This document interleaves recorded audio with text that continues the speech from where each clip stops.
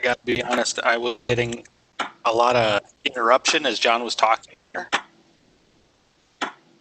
Good. There's some type of tick going on in the background. I'm not sure who that's coming from. Gone. You're good to go. You're good to go. Okay. Okay, thank you. Call this meeting to order for October 19th, 2020, the Utility Advisory Board. And we'll start with a roll call. Richter, Here. Morset, Here. Swanson, Toom, Stafford, Here.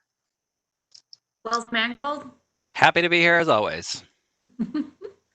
and Lilo.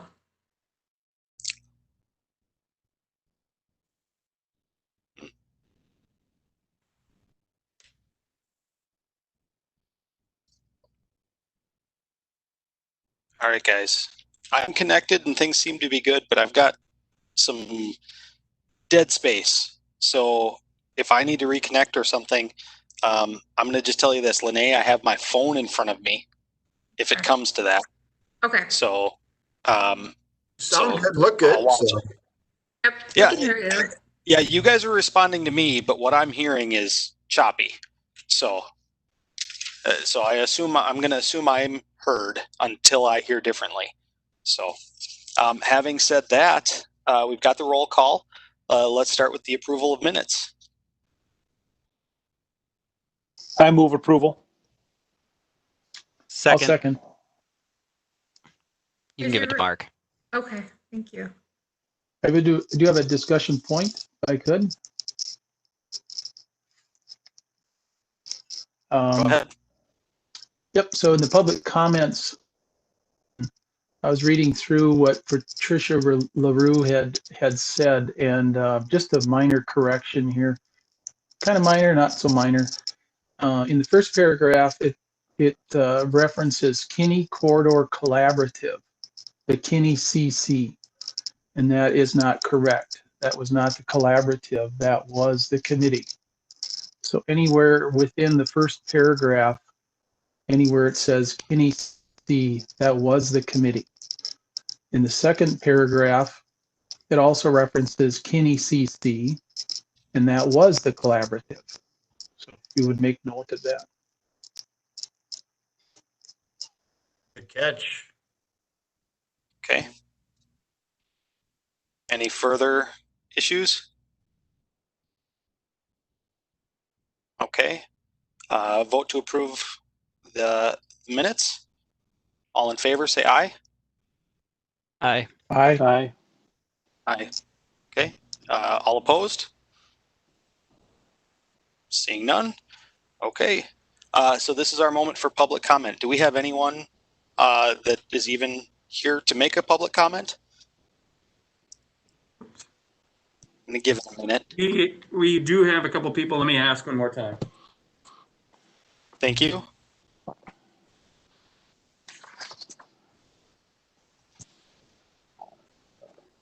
Nope. We have two folks here, but they just want to watch the show. Okay. Thank you. Yep. Then we're going to move on to the consent agenda. We're going to start with the West Central Wisconsin Biosolids Facility Commission.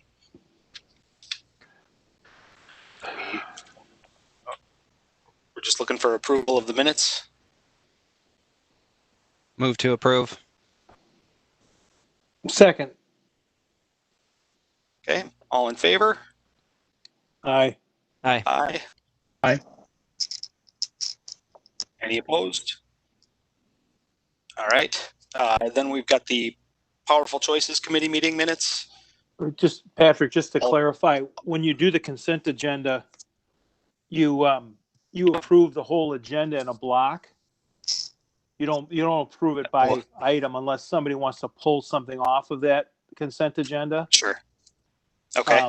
So I think, did I make the motion, Lene? You're on mute, Lene. That doesn't happen very often. No, I'm kidding. I had Kellen as moving the motion. Is that correct? So if Kellen is willing, he could amend his motion to approve the full consent agenda, not the item. And I would be willing to provide my second. Motion to amend the consent agenda.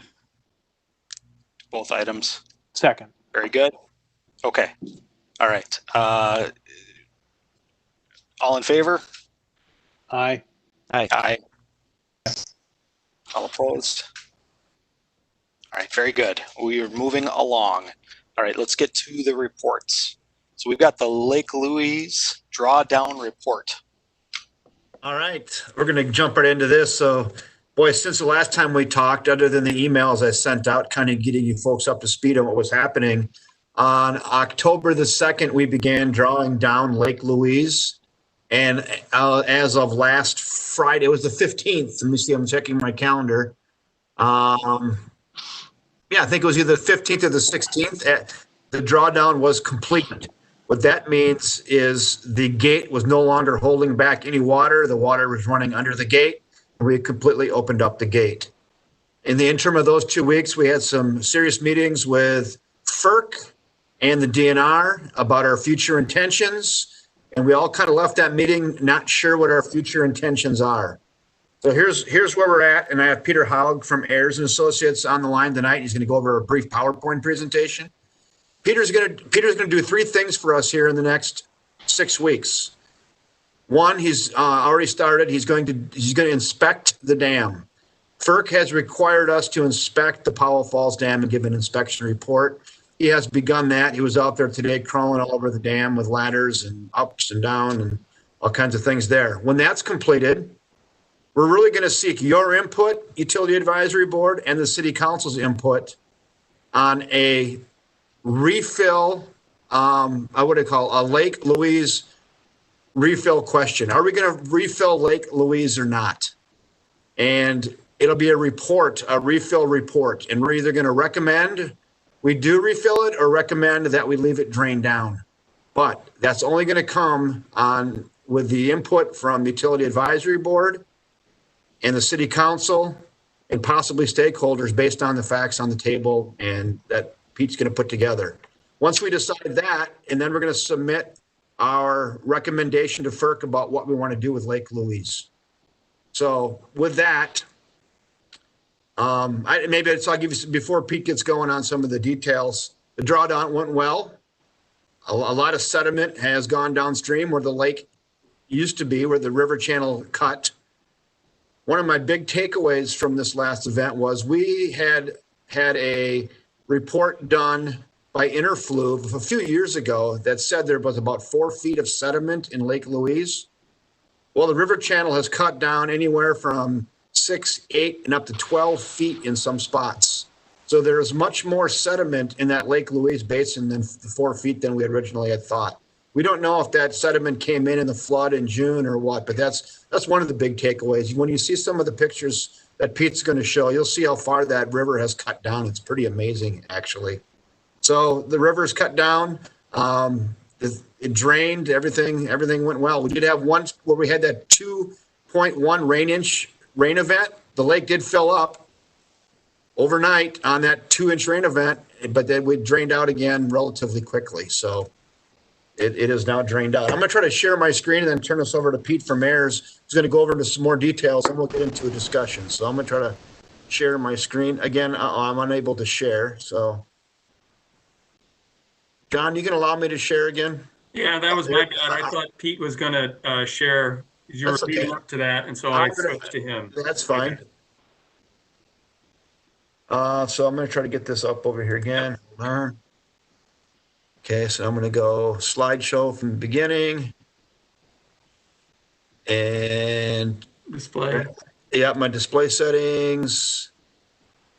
There we go. Pete, Peter Haug from Ayers, I'll just turn it over to you and I'll advance the slides as you go. How about that? Sounds good. Appreciate it. Thanks, Kevin. Assume that you can hear me unless you say otherwise. No, I can hear you really well. Great. So just to start off, this drawdown was not done in a vacuum, so we definitely had a lot of feedback from the DNR on how they wanted us to monitor this, and Trout Unlimited as well provided feedback to the FERC. So we did dissolved oxygen feedback or monitoring. You can see here in the red on the bottom right, this slide shows that dissolved oxygen never got down to the 7 milligrams a liter that would be detrimental to the trout. The TSS, which is in the green line, was a concern during the rain event. It was above 800 a couple times throughout this process, and there were some concerns that the turbidity was too high, and that was one of the reasons that we made some of the changes that we did to the gate operations, including stalling our drawdown for a couple days. So if you want to flip to the next slide. Yeah, and I was just going to say too on the suspended solids. So the last 3 days we've been below 500, and I'm imagining the one I turned in today is probably going to be below 400. It looked pretty clear. So we're moving in the right direction. And suspended solids basically is the discoloring in the water, sand, and sediment going down. There we go. So drawdown issues. Number one for me, debris.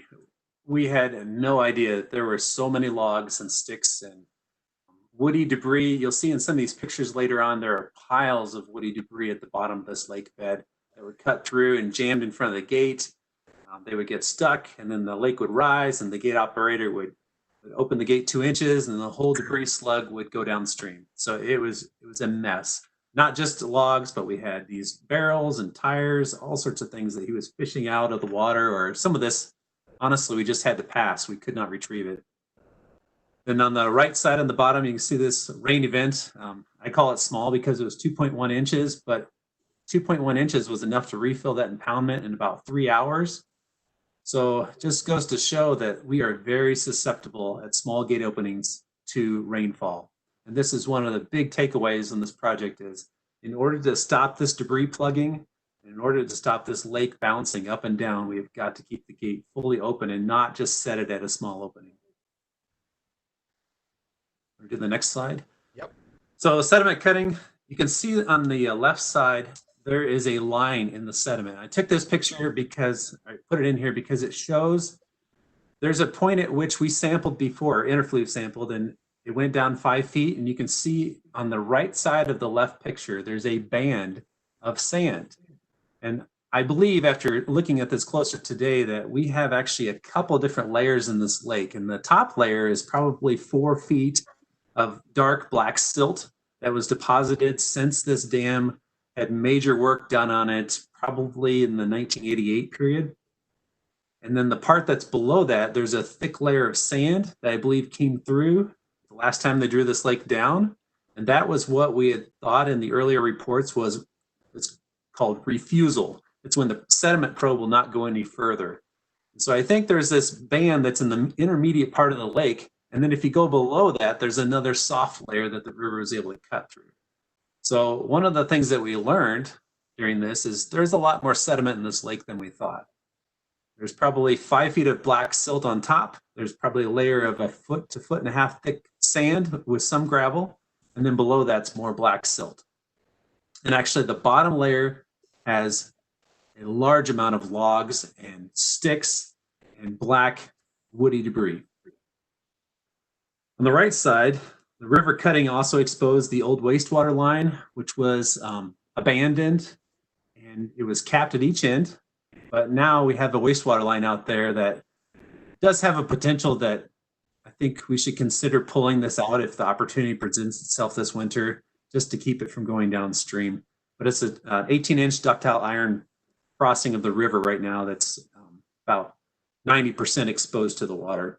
The new wastewater line is about 20 feet upstream, and it's encased in concrete and still well below the bed. The next slide. So this shows a map of where we have sediment data. There were 6 samples taken out there with probes, and I tried to locate the ones that were in this photo so you can see off on the far right-hand side of the bay, 4 feet to refusal. There's nothing that's been cut. Up there by the wastewater plant, the top of the image, it says 5.8 feet to refusal. That's from top of bed down to the hard layer. and we've cut 5 feet. So we're almost down to where we thought we would be. At the bottom of this picture is the one that confused me the most, because we'd only expected 4.5 feet to refusal out there, and we've got a 12-foot cut. So you can really see, though, what's happening. If you look at the bottom right picture, this is actually in front of the trash rack, and you can see the layering very well. So in front of the trash rack, you'll see a layer of dark silt on the river bed on the very bottom sill of the trash rack in the bottom right, bottom picture. Above that, there's about a 3-foot layer of sticks and logs and junk.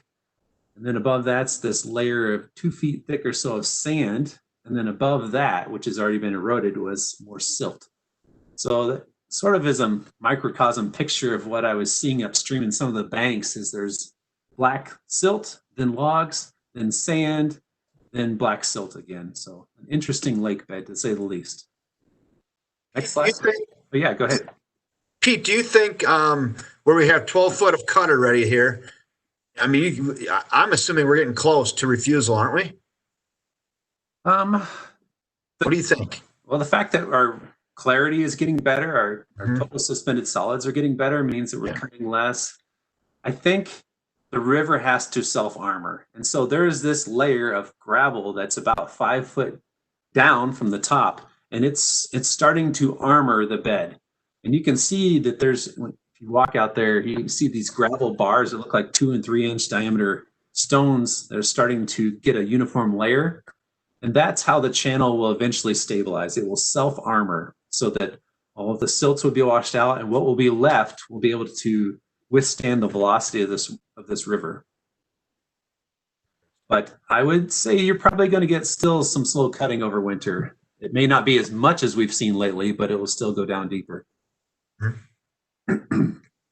So just some pictures I took today, and actually a couple weeks ago when we first started this on the right. But on the left, I took a picture of the gate. You can see it took an enormous log strike. I'm not sure if this was the one where Brian and I were standing on the dam, but there were a couple strikes that were shaking of the powerhouse. And we looked downstream, it'd be a 12 or 14 inch diameter log. I'm not sure if those are what caused this, but that's a concern when you start beating your gate up like this with large logs flying at 8 feet per second at the gate. So the gate actually didn't open all the way. We can talk about that later, but it's about 3 inches from where we thought it would end in its opening. And it might be because it's bent. But we won't know that for sure unless we take it out and look at it in a machine shop. Pete, that Brian was telling me that I thought this was a wood gate. It's not a wooden gate. No, it's old metal, pretty thin. Say on one of the thinner gates I've seen for being 16 foot deep. But yeah, it's just everything's pretty small on it. Okay. On the right side, you can see the lift joints that we're worried about. I was able to inspect those today. I saw all the lift joints. I saw at most a 1/4 inch gap.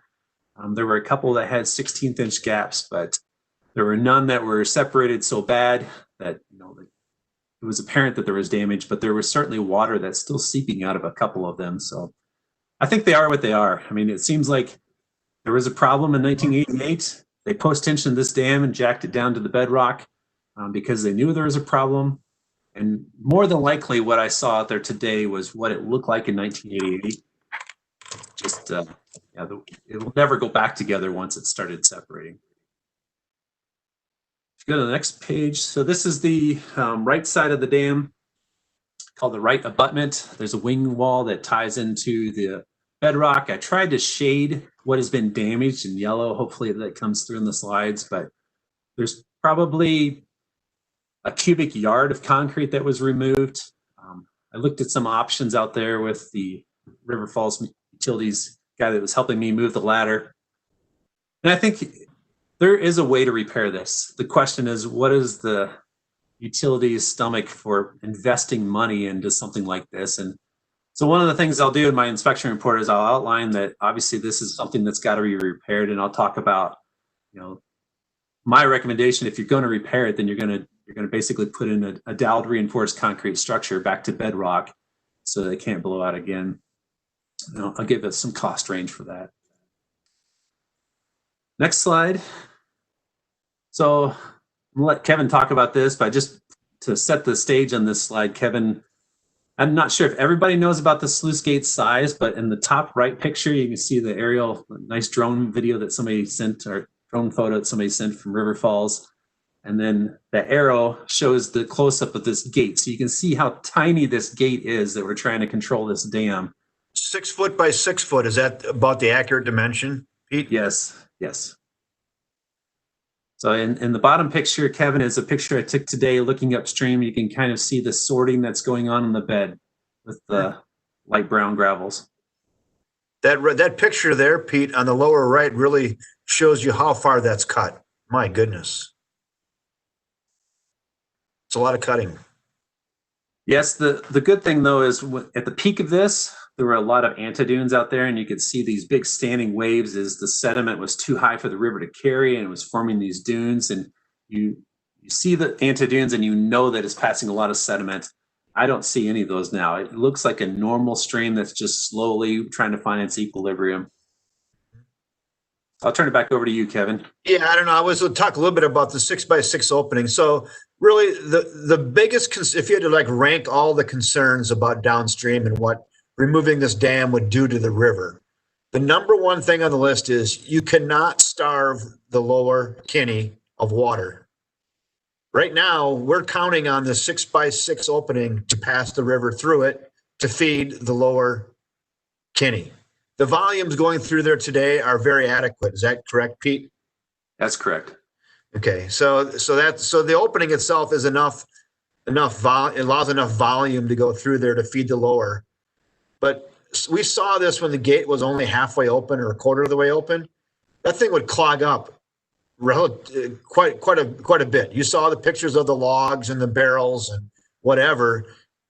It was clogging, and I'm not losing a lot of sleep over a lot of things, but the fact that could somehow clog, let's say you get a big root ball that goes in there, and then behind it is logs, and all of a sudden you're starving the lower river. That'd be a bad thing. So it looks a little better, to be honest with you, since the gate's all the way open. But now if you get a large rain event and you start getting some logs to come down there, that opening, I'm just going to say it's kind of small and it could potentially be problematic. Did I overstate that, Pete? Did you think or not?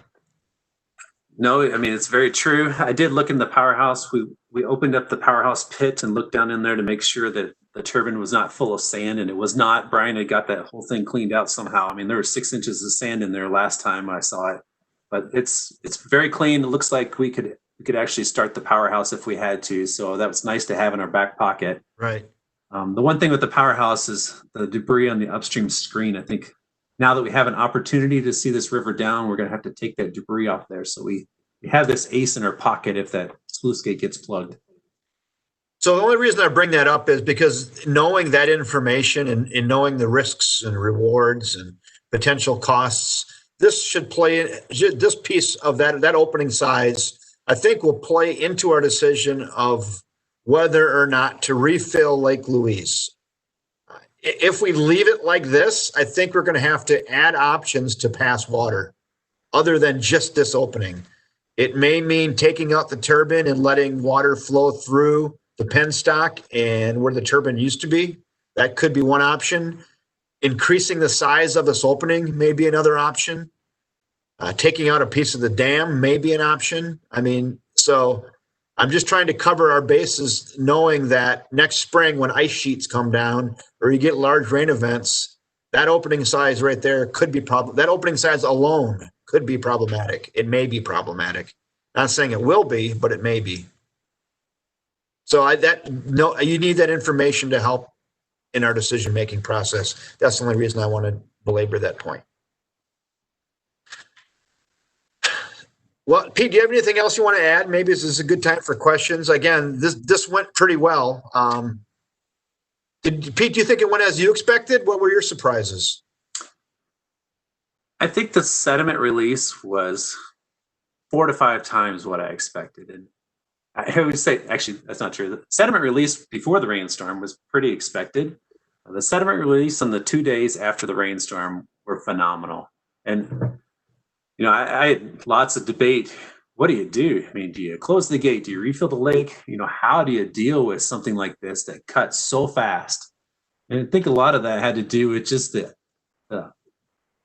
lack of understanding of how deep the sediment is in this lake. I mean, a 12-foot cut was able to develop probably what, Kevin, 2 days? Yes. Yeah. That was amazing. So if you go below Powell Falls as well, we don't have any pictures of that, but there's a lot of sediment down there. And where the kayak launch was, you couldn't launch a kayak today. You'd have to go down another 100 yards to get in the water. So Pete, so Pete is going to do this, you know, the refill analysis, and we're going to come up with a recommendation. So you can see how much sediment we moved already.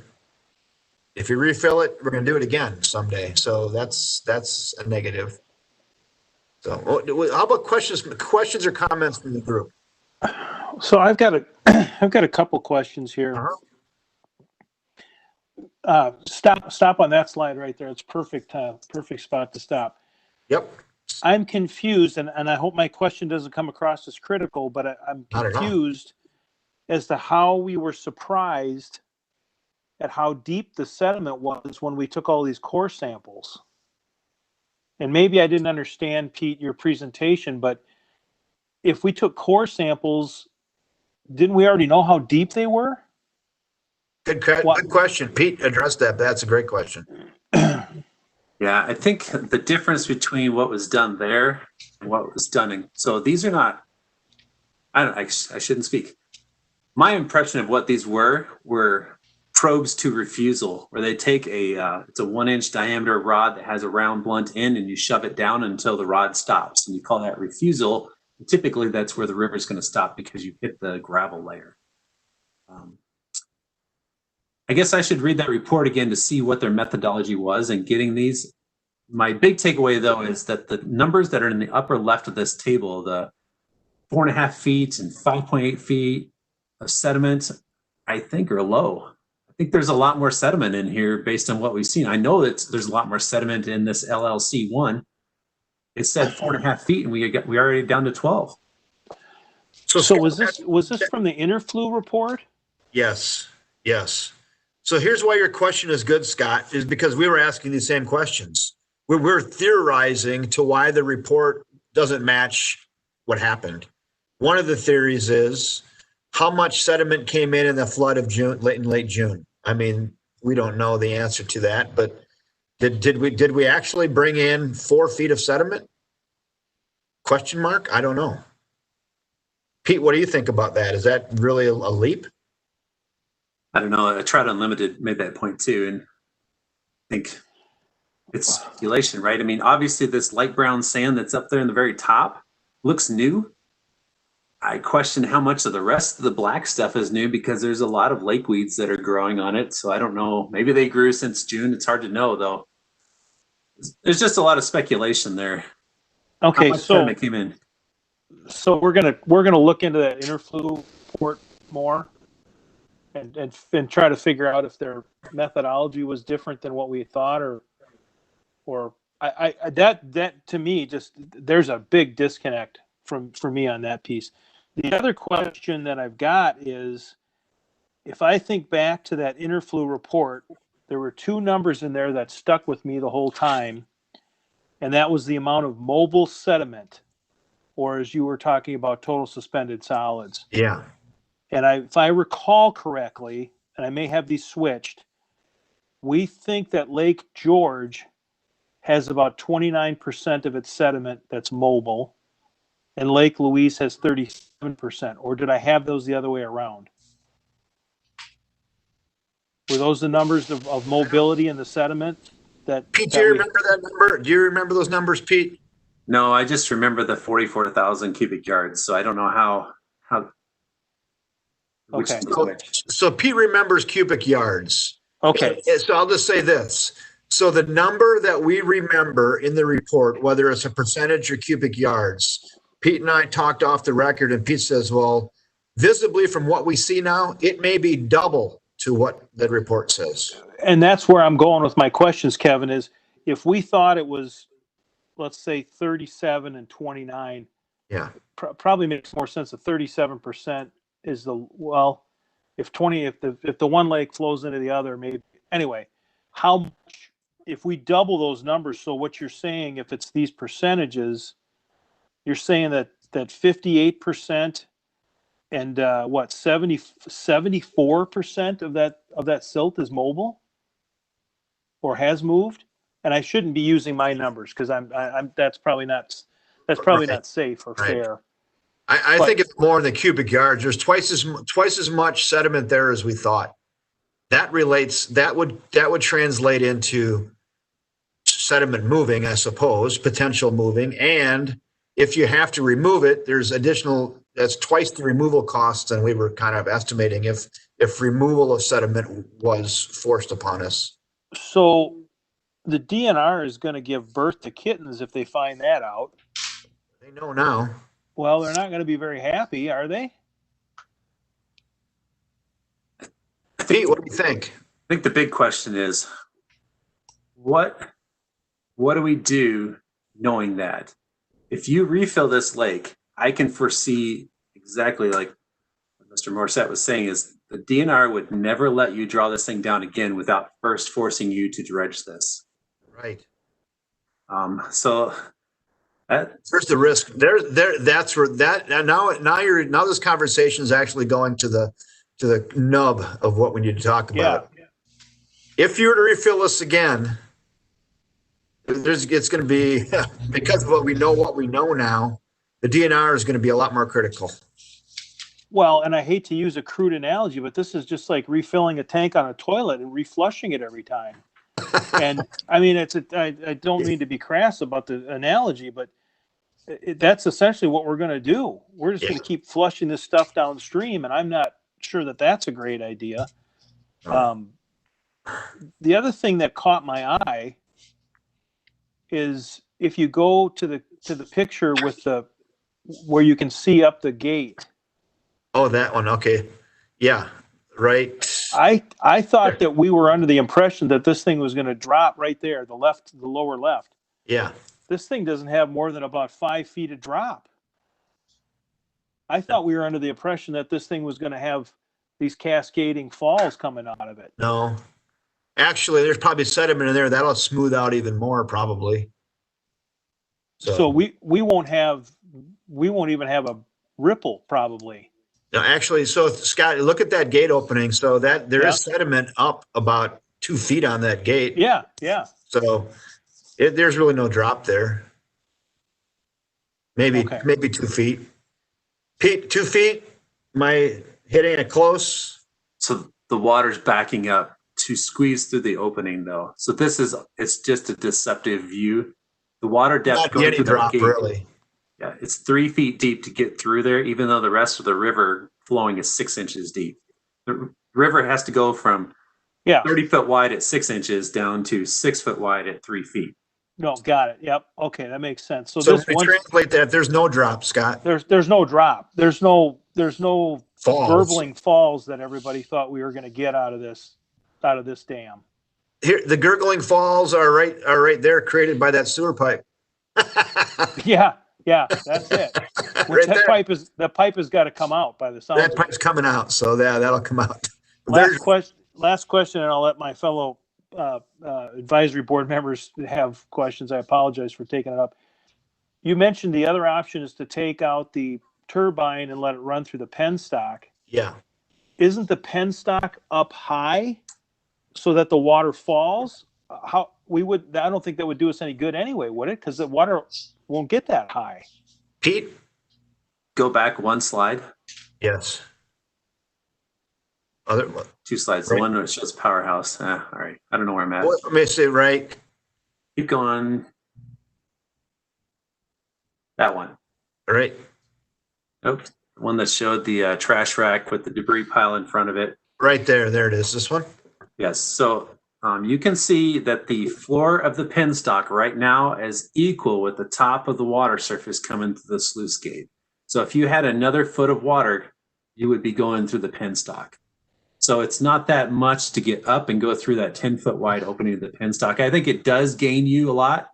You're right, though, it will probably take something more than base flow to go up that high. But we do not, in my opinion, we do not want to have this thing bounce. And so that's what's going to do. It's going to allow it to go up 4 feet, and then the penstock will be taking as much water as the gate. So what you're saying, Pete, is that if I'm looking at that from the curve, what looks to me like the cement curvature all the way down is all debris needs to come out of there. Yes. So there, right now in front of the powerhouse is probably a 6 foot by 6 foot by 6 foot chunk of logs overlaid with sand. And we got to get that out. And once that's out, that will open up the whole penstock to take water in. That penstock will actually, I think it's only is 6 foot wide. It's the same as the gate. So we won't gain. I don't think we're ever going to get to a point with just the penstock that we can prevent this lake from refilling at a spring flood. So that's a big thing. Like Kevin said, there's lots of options. It's sort of how much pain do we have? If we are going to just try to handle a 2-inch rainfall, we can probably get it through the powerhouse and the gate. We cannot handle a 4-inch rainfall.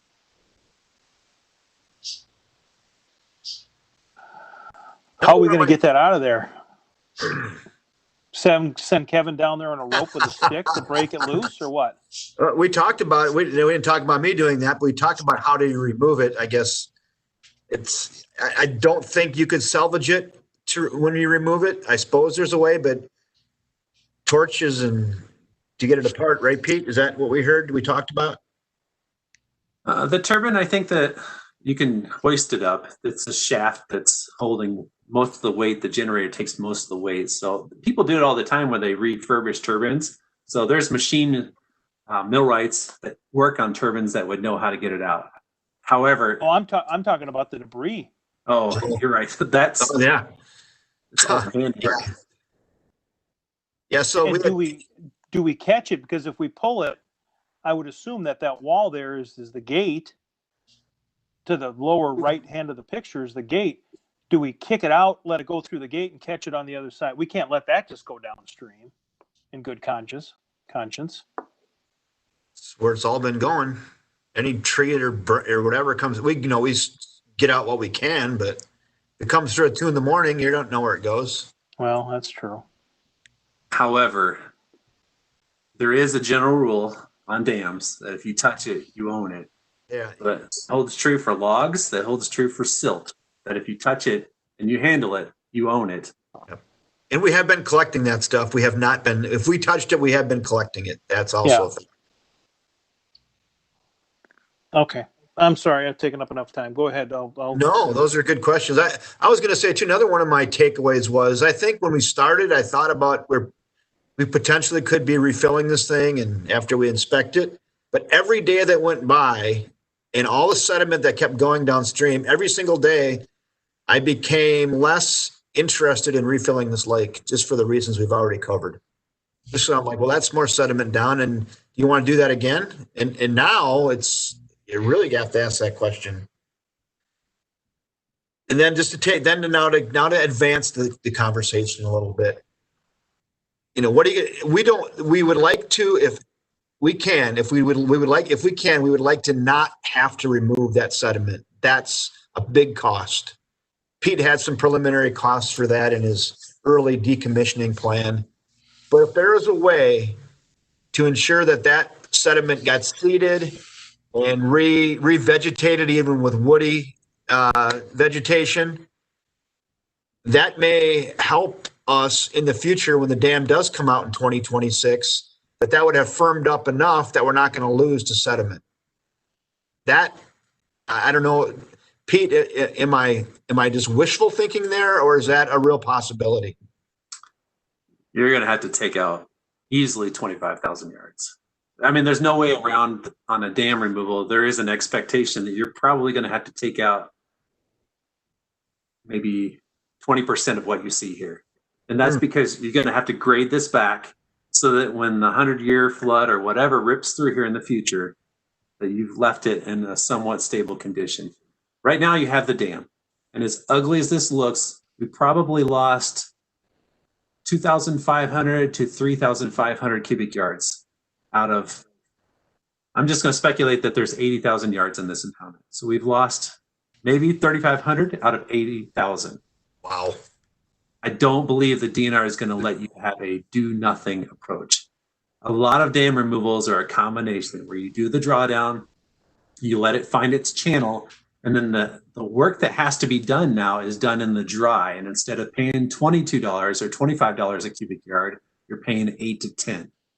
So that's where the savings comes in, is you are taking out a little bit less, but you're taking it out in a much more economical manner with dry land equipment. That's interesting. Pete, can you walk on that stuff? Is it, you just sink right in? We bought enough winter rye seed that we were going to spread over this, and to hire a drone or an airplane or whatever, it gets pretty expensive. So I was just going to spread it out there with a spreader. And I walked out there 20 feet and I got off that lake bottom because I was sinking in. And I was seeing the headlines flash in front of me going, utility director stuck in the mud, had to be rescued. So I got off there. It's mushy, Scott, right now. It's mushy. It looks like you could until you start walking on it, and you get up to your calf pretty quick in goo. Kevin, I got a couple comments. Scott, are you? I'm sorry. Yeah, I'm done. Yeah. Oh, no problem. No problem. Is there any slides I just you'd like want me to go to? No. I just first comment I want to make is I was down there that morning that they opened the dam, and I just want to give a shout out to the 3 or 4 guys who were down there manually cranking on this opening, and it was not an easy job. So I stood there for probably an hour watching this whole thing happen. So big shout out to them. One concern I have is we are responsible. We need to be more responsible for what is still left there. If we're talking 20,000 cubic yards of material that could still go down that river, we need to be responsible. And if that means closing that thing up until we figure out some way of extracting that settled in there. I, like you, Kevin, I started from the north end, and I walked down and I got about halfway and I passed this little sign that said do not cross, and it didn't look like your handwriting, but maybe it was. I know. But I didn't get too much further. And I was sinking in pretty bad. This was a couple of weeks ago. But so my big concern is what Pete alluded to, is you have a tremendous amount of cubic yards there, and we could easily get another 2, 3, 4 inch rain event. If not, we'll get it in the spring for sure. And I guess my next point is there is some type of a dune, if that's the right term, going down this river. My neighbor introduced me to a friend of his who lives about halfway to the St. Croix, and we took a ride out there, and it's incredible. The holes that used to be there are now full. So I don't know what happened to the trout. Do you think from this? It's because I don't know. You and I talked about that there was one. Yeah, so Pete had some observations. Pete had some observations as well before the drawdown. Pete, do you want to talk to Mark a little bit about what you saw down there before the drawdown related to exactly what Mark is saying? Yeah, I mean, I did not have the personal chance to walk the middle reach because, like I said, it's very inaccessible. But I did walk the bottom 3 miles, and there was 200,000 yards after the June-July flood. 200,000 yards of sand in that lower reach. And so we have a geomorphology study that's being required as part of this FERC process, and that's ongoing. But I can tell you easily in that river right now, you know, the 80,000 yards a mile, you know, there's a tremendous amount of sand that's in there. I walked the lower reach. I only found one pool that was deep. I was able to wade everything except for right there, the cliffs. There's a bend. I was able to form a side channel that carved a hole down below County F, you know, maybe another 3/4 of a mile. But all of those holes are filled in. All the way out to the St. Croix Delta, just huge sandbars, you know, 800-foot long, 6 foot deep. I would say, in the Trout Unlimited guide, Kent said that you had an event in the spring of 2019 that hurt the trout, something about overwintering spring snowmelt. And then this event in June. Between those two events, I don't know how you guys have any trout left in the river. And so part of me is like, if there's ever a time for us to try the drawdown and to learn what we can and do what we can here, this would be it, because the damage that's already been wrought on this system is huge. And I don't know, like you said, if there's sandbars in the middle right now, are they from our drawdown or are they from the flood? I know that Interfluve did do a longitudinal survey, and so they might pick that up. And my geomorphologist walked this, but of course I haven't seen his report yet. So I hear you. So I just thought that information that Pete had prior to the drawdown would help you, Mark, on what your friend saw. Mm-hmm. Yep. Yeah, And but the quick question is question- how much more did the drawdown affect that? That's what we don't know. Right. Now, my last question is, when Interfluve did their survey of Lake Louise, did they do GPS? Were they just doing depth water at the time? I mean, did we know where the elevation at the bottom of this channel could have been? Yeah, those are all great questions. I think I haven't had the time now to go back and dig into a lot of that. We got surfaces, right? So we've been using those surfaces as our, actually, I don't know if we have a LiDAR surface and we have a lake surface, and then we've been using their depths off of that. But you're right. Need to go back and take a new look at what we think is the volume in this impoundment. My gut tells me that we're going to be surprised at how much more it is. The other thing I would caution, though, is that the DNR has already said that we will have to do more testing, because our testing that was done in 2016 or whenever that was will be too old and out of date and have too many floods when it comes time to remove this. So they already said they want us to redo that, or somebody to redo it. Thanks, Pete and Kevin.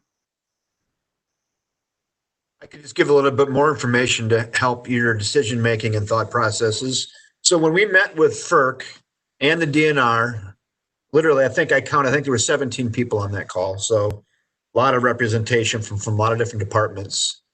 Both the FERC and the DNR, believe it or not, were pretty agnostic on whether or not we refilled this lake.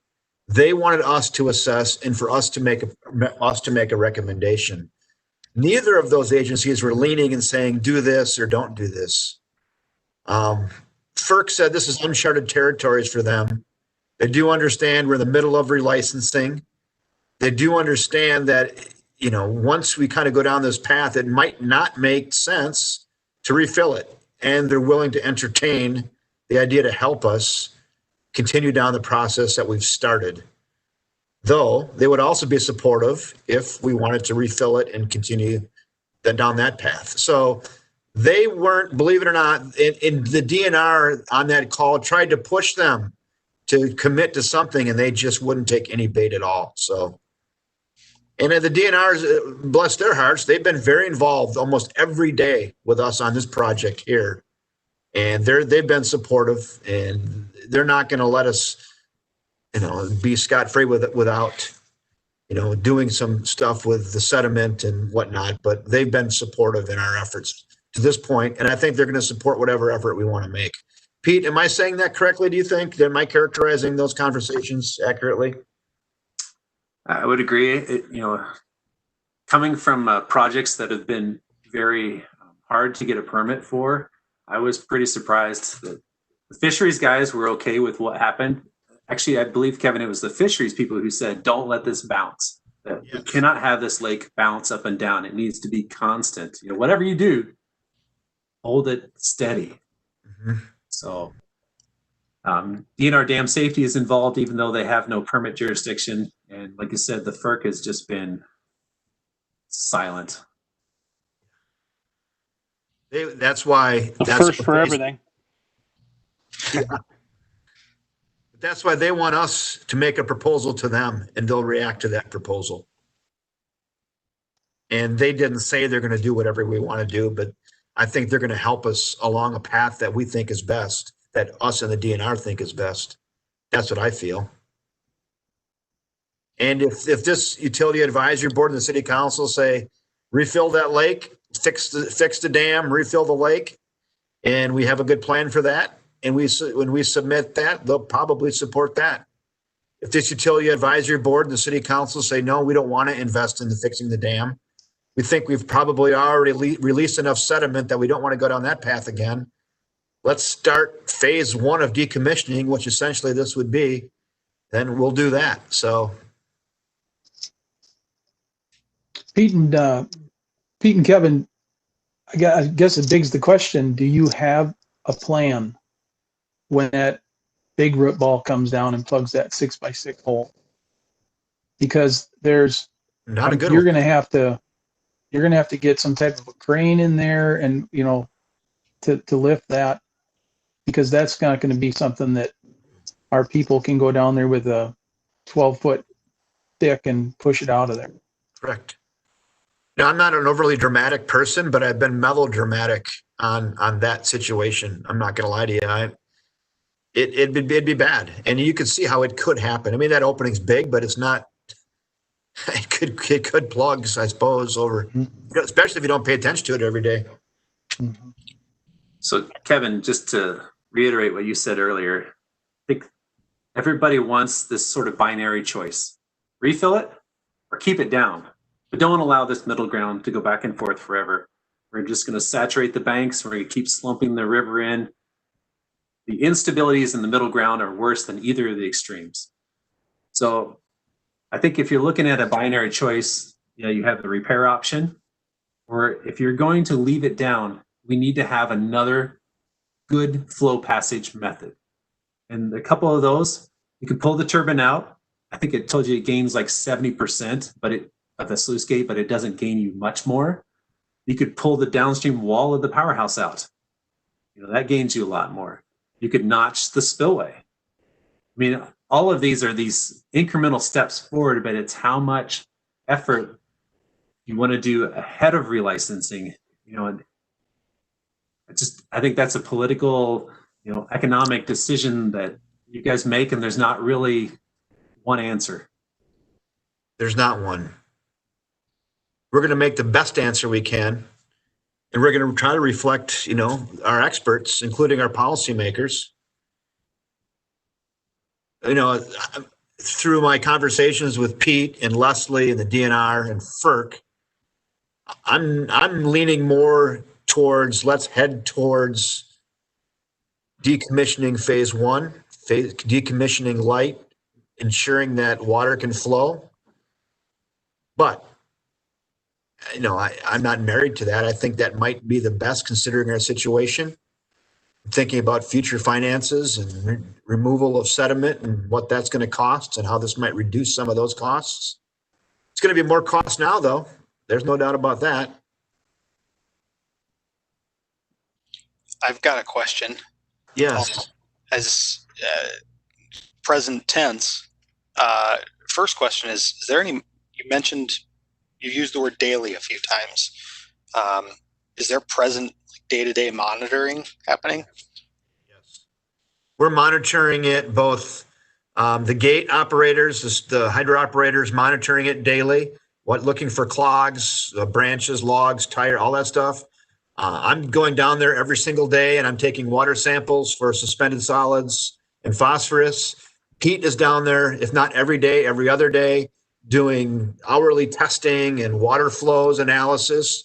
We've got systems in the water checking oxygen levels, flow rates, all that. So yeah, we're in a constant monitor situation right now, both physically and through equipment.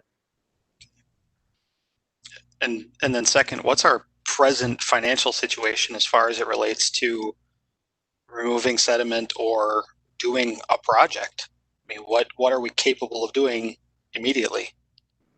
Right. Well, we've spent about $350,000 this year already through relicensing and all of our study programs. And that doesn't include the $175,000 that was spent by the U.S. Army Corps, which saved us. So, yeah, if we either have the money or can get the money, but it's not going to be cheap, and it doesn't really excite me. But you're either going to spend it now or later. So, and if you spend it now, are you actually saving some later? I mean, that would be the only saving grace. So these aren't easy decisions. That's why I said this is heavy. I mean, because it's expensive, it's, and it's decisions that are going to affect and impact that river forever. So, and this thing, we thought we were going to be having this conversation in 2023, and here we are today. Yeah, Pete did a decommissioning plan last year that he presented in February. He's just got done just wadding that up, basically. Starting over. I mean, there's a lot of good data and stuff in there. I don't want to be a little flippant on that, but. So, Kellen, what are you thinking? How the hell did we get here? So what do you think? I just wondered how much everything was going to cost, and that, I mean, I don't think it makes much sense to refill it. It's just my general impression. So, but was trying to find data on like rainfall and different things like that in the spring, and forecasting and projecting, and I mean it doesn't look awesome. You're gonna just the runoff itself. If you had no rain, just the runoff is heavy in the spring. Yeah. River rises on a warm day in March, right? Yeah. So just wondering how much everything was going to cost. Mm-hmm. I think that's. He's going to be working on that in his refill analysis. Is that what we're calling that, Pete? Well, I just said it again. The general rule of dam removal is you're going to spend 30% of your money on the physical dam removal. That's it. All of the rest of that money is spent on sediment, restoration, and studies, and only 30% actually goes to concrete and hard boots on the ground demolition. And thinking of those tests that we're going to have to do again that the DNR will want, since the 2016 data is useless now. Like, how much does that cost? Is it the same amount of what was spent in 2016? Or are you going to have to? Well, yeah. Hopefully probably not. No, hopefully not. But it's not cheap. I'm wondering if we can't get our money back from Interflu for the report that we did about the sediment, if that's all wrong. I'm curious to know how they got that, but. Was that report ordered by Friends of the Kinney? I think that, were we in conjunction with them on that? It's kind of ringing a bell. Could you look into that, Kevin, and let me know, please? I will. The Interflu study. Yes, I will. That was about 4 years ago, wasn't it? Yep. I'm remembering that, we had the big rainstorm in June, but a year or two, I don't recall exactly when it was, there was another, we called it a 100-year event. Right. So we've had 200-year events in the last few years. And I'm just thinking out loud here. Yeah. Obviously, we want to keep it cheap. We want to do as few steps as possible, that kind of a thing. But I guess in my mind, what we want to do is just kind of ensure ourselves by taking whatever basic steps allow nature to take its course without ruining us. I'd love to know that we have an outlet for water, just a way to let it go if it comes to that, whether it be spring runoff or a big event. And whether that means getting the sediment out of the way ahead of time or just having a proper outlet for that water. I'm not the expert. I'm stating this as a question. Right. What gets us to that place most effectively, and I'm thinking the water's down. We have the options in front of us right now. What gets us there from the expert's point of view? Peter, Kevin. Pete's going to do it, right? That's next step. That's next steps for Pete. Because, like Helen said, I mean, a lot of the decisions are based on numbers, right? How much is this thing going to cost? And we're going to have options 1, 2, and 3, and one is going to cost $100,000, one is going to cost $500,000, and one is going to cost $1 million. And you have time here. So the one great thing about this drawdown, as bad as it's been, looks, it's at a good time when we do not expect floods. So we have potentially 4 months here where we don't have to worry about it. We know that the sediments that are out there that were found and sampled appear to drain quickly. And we expect that probably within 2 to 3 months, we'll have pretty good dewatered conditions. It may be possible that these sediments are dry enough that we could start work in the winter later, January, February. There's lots of contractors that do excavation in winter. Independence, City of Independence, dredged a tremendous amount of their lake in winter. So it's a good time once the contractor breaks through the frost, that sediment's, it's still viable to be hauled by trucks. So there's things that we can do. We have some time here. I think a lot of these questions that Kevin put out don't need to be answered in a month, but we need to have a handle before the spring flood comes. What is our plan? Yeah, but the objective tonight is to wet your whistle with a bunch of information for you to think about, talk to your friends and neighbors about, your fellow policymakers about, and try to fill the gaps that we're not thinking about. I mean, we think we're hitting all the hot spots, but what are the things in the community that we're not discussing tonight that we should be aware of? Some good news is Trout Unlimited is on board. We have them on record saying we would like to see it remain drawn down.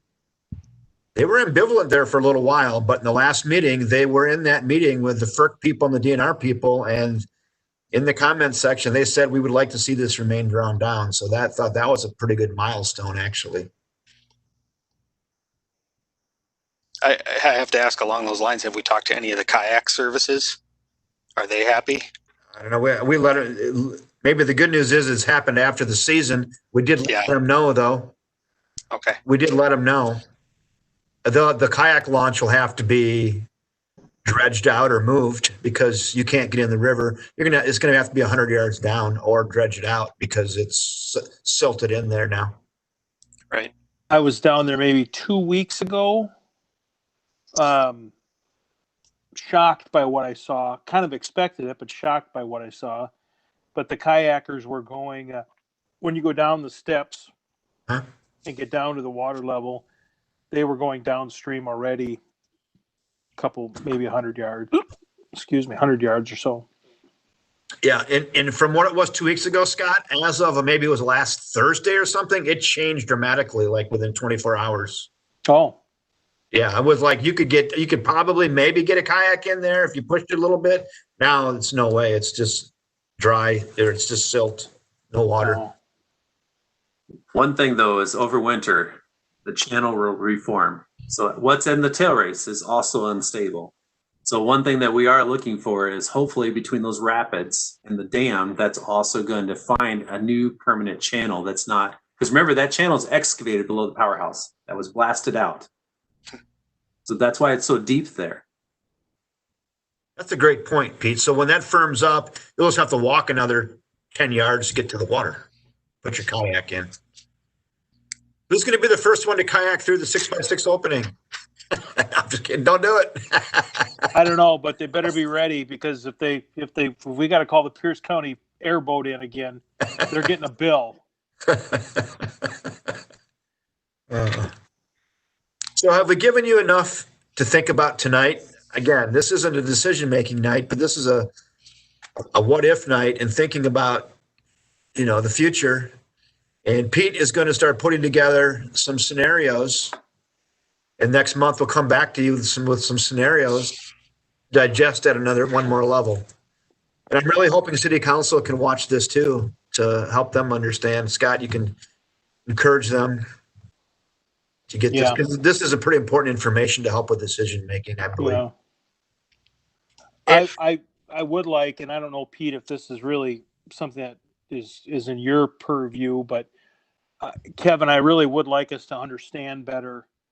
And again, not trying to be critical of it, but Well, you I would can like be. us to understand better why we're so surprised by the depth of the silt, based on what we thought we had there. Mm-hmm. And the answer might be the June flood, but as Pete indicated, that doesn't necessarily jive because it sounds like that silt was there for a while.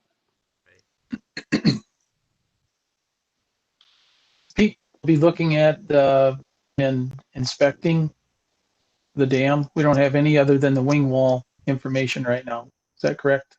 Yeah, I looked at it today. I mean, I think my recommendation is going to list off, these are the things that you got to repair in order to keep a winter pool with ice, you know, or you got to, this is what you need to do to hold up a winter pool. I don't think that there's anything that says to me that this is a dam failure waiting to happen. It's got damage, right? So it needs maintenance, but it's not something that's going to topple over tomorrow. Yeah. I do think it is a good idea that we do not allow the lake to have full ice against the dam. Based on what I saw in the computations, I think that's the weakest part of this dam is having full ice on it. So we could refill it in the spring, fine. You could have it full of water all through the summer, but we want to either repair it or do something in order to allow this lake to hold down and have ice on it. Thanks. Kevin, I'm sorry to ask this question, but I missed the last meeting and I see that there are 4 of us here. I know Rob is not with us tonight and I believe Tim. Do we have a 7th at this time? Yeah, I think we're full. We're full. Okay. So Okay. Who am I missing? Kevin Swanson. Oh, he is still with us. Okay, good. Yep. Yep. Thank you. So, okay, I just make sure we reach out to them and encourage them to. and Robert, this is so the mayor. I'll just be frank here. So the mayor reached out to me about Robert, who he appointed, and Robert missed the first 2 meetings. He's not at this one, so I'm not sure the mayor is going to keep him on. So Okay. he said he'd give him one more. And he just told me he'd give him one more shot. Sure. Was that too frank? I'm sorry.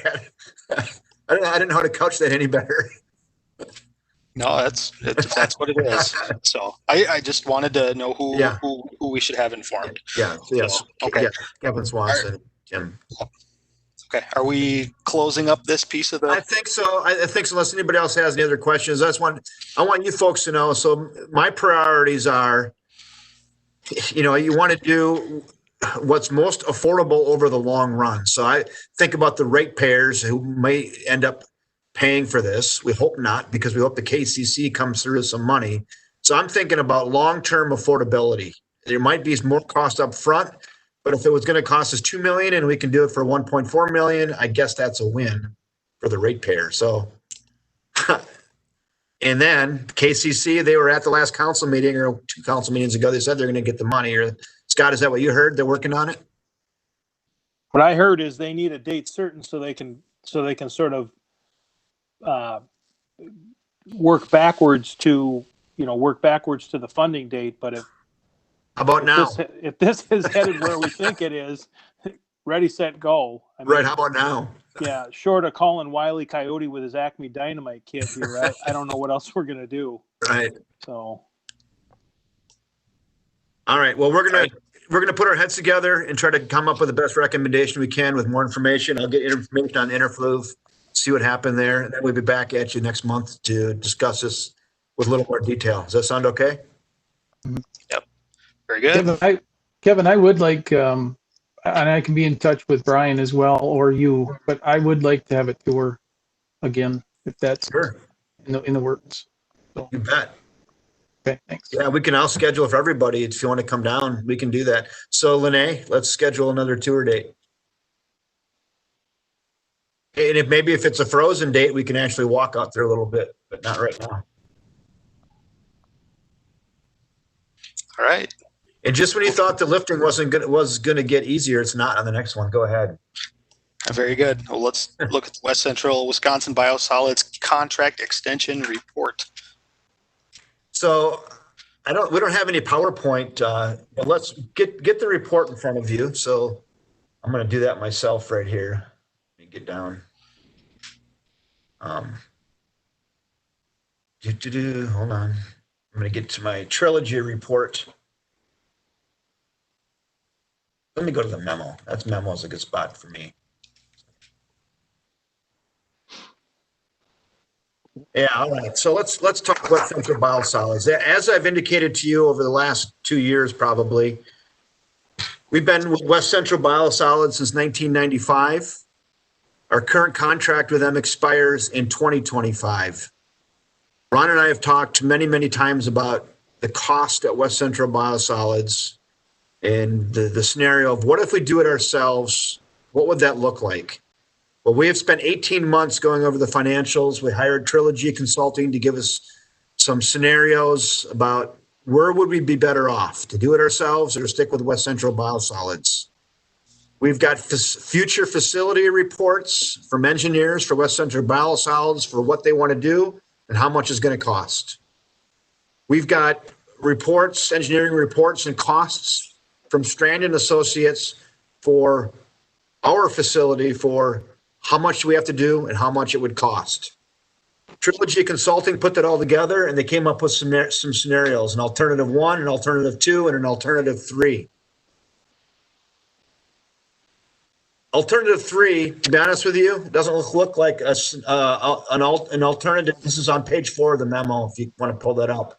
Alternative 3 says West Central Wisconsin Biosolids with lime stabilization. West Central said they don't want to do that. So I would pretty much take that off the table. Alternative 2 is a total upgrade for West Central Biosolids. And alternative 1 is for us to do our own deal. So in total net present value, if we do it ourselves over time, would be about $54,870,000. West Central, $58,761,000. It's more expensive to stay with West Central Biosolids. And we don't own anything there except our 1/20th ownership.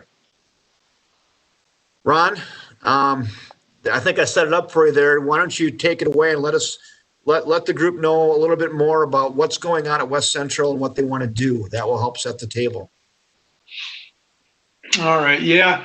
This started a few years ago. They having trouble getting rid of the product they produce now. It is a lime stabilization process right now. So it's been a battle. You have a limited window throughout the year, usually sometimes in spring, but usually it's too wet. It's mostly fall after the corn's off, and they can spread it. If you get a wet fall, you have a lot of trouble. So that's kind of what started the whole idea of the dryer, what they're looking at now, just to get a more viable product, something you could spread throughout the year. Right now, it's a Class A sludge, which means there isn't the limitations on it. You could actually use it on flower beds and stuff like that. But the product just isn't amenable to that. It's kind of clumpy. It's got an odor to it. So it pretty much all gets used up on corn ground. So that's where they started. And like Kevin said, we've been looking into this for quite a while. Does it make sense to do it on our own? I always go back to, I've said that to Kevin many times, everybody else in the state is doing it, pretty much their own community. There's not, this model that we have here has not been followed. It hasn't been repeated. So we started looking into it. Does it make sense? You can see by the numbers, for what Biosolids wants to move towards, it seems to make sense. That cost that you see, that 50-some million, that's total wastewater utility costs through 2045. So that's what the biosolids lumped in. I don't know if it's kind of what we did here. I tried to put together a memo, explain as best as I could. We gave you the supporting documents to show you what's been done. It's kind of like the dam thing, maybe not quite to that level, but it's not an easy decision. We wanted to give you some time to look it over, ask questions. If there's anything you have right now, I'd be happy to try to cover something, or if you wanted some particular part explained in greater detail, I can do that. So a little more background maybe too around here. I'll stir the pot a little bit. So you might be wondering, what percentage of ownership are we of West Central Biosolids? Currently, we're at about 18.5% owner, Ron, coming up on 19% roughly. Right, of the members. And then our costs are a little bit less than that because of the non-member communities, the people that are basically hauling in that are not members. So that brings our cost down a little bit. But yeah, we've been hanging around 18 and a half. So what that means is for all the debt that West Central Biosolid takes out for improvements, River Falls Municipal Wastewater Utility is on the hook for whatever percent owner we are. So right now about 18.5% of all debt. So that's what we're coming up with these numbers. We know what they want to spend on infrastructure. And then they said, well, River Falls, you're going to be on the hook for that. So we're going to be, so the bad news is we're going to be spending money either way. We're going to be spending money if we stay with them, and we're going to be spending money if we go it ourselves. This is not an either or. This is, well, either we spend it on us or spend it on them. I guess that's the either or, but we're going to spend money. That's the not either or. And so it's kind of, simplifying this too. Do you want to be an owner or a renter? That's another way maybe to look at it. With ownership, though, you have your maintenance and you have the overhead, just like owning your house. A renter doesn't. So, but if West Central's got to fix something, we still have to help pay for almost 20% of that fix. So, even if you're the renter, you're not scot-free there. And I think there are some savings in that first, till 2045. But if you look long term, if you go out farther than 2045, I think that's when you're really talking about saving money. So you look back on that. I believe we started hauling down there in '96. At least they started building in '96. I think we probably could have saved quite a bit of money since '96 if it would have been our own treatment system. But. So Ron, help me out with this. I can't find it right in front of me right now, but I'm gonna speak to what I remember in going through this. If we do it ourselves, we may reduce some of our reserves, but we probably could do it ourselves and hold rates steady. If you look at, and if we go to West Central, there's going to be a rate increase. Is that in Trilogy's document, they actually have for each alternative, you see that bar graph under each alternative 1, 2, 3.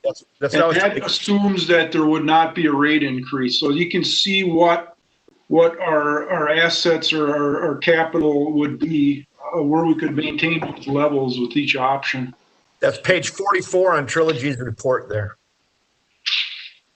That's option 1. So alternative 1, that's ours. You get to alternative 2 and it starts looking kind of bad. Yeah. And alternative 3 is pretty similar to alternative 1. You would assume that the costs are about the same. But but Ron, am I just being silly by saying we shouldn't even consider alternative 3? West Central said they're not going to do it. We kind of went through that at the last meeting. At the last meeting, we discussed it again, and there's not a lot of support behind going with 3, just because they have lime stabilization right now, and that's kind of part of what they're put in their facility plan. The reason for doing this is because of end product disposal, and lime stabilization is not the best product. So you want to go back between page 49 on the Trilogy report, which is option 2, that chart, and then page 44, which is option 1, and you can see the reserves. We kind of hold our reserves, cash reserves, pretty good in option 1. Option 2, the Trilogy path, or excuse me, the West Central path, we really drain our reserves. I don't know. We've been going, like I said, we've been doing these numbers with Trilogy for over a year, and boy, we've analyzed it to death. But I guess if you just want to simplify it, it's cheaper if we go it alone.